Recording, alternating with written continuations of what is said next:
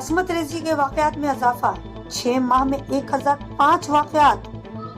रियासत उड़ीसा के एक ही दिन में 3 मुख्तलिफ मकामात पर असमत रेजी के वाकयात दर्ज किए गए हैं। मुलजिमीन को गिरफ्तार कर लिया गया है।